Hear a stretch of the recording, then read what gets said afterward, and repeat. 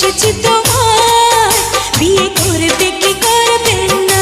ঢালিউডের একসময়ের জনপ্রিয় জুটি শাকিব খান ও পূর্ণিমা।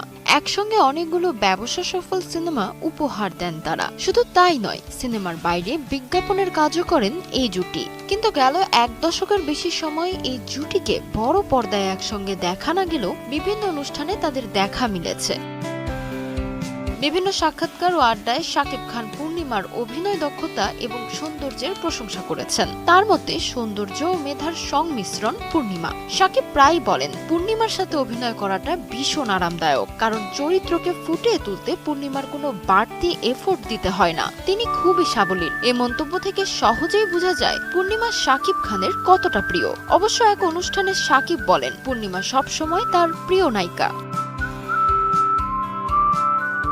শুধু তাই নয়, পূর্ণিমার চোখে শাকিব খানও অতুলনীয় একজন অভিনেতা। পূর্ণিমা জানান, আগের চেয়ে এখন শাকিবকে আরো তরুণ ও ফিট লাগে। এমনকি তিনি শাকিবের সাম্প্রতিক সিনেমাগুলো দেখেছেন এবং তার প্রশংসাও করেছেন।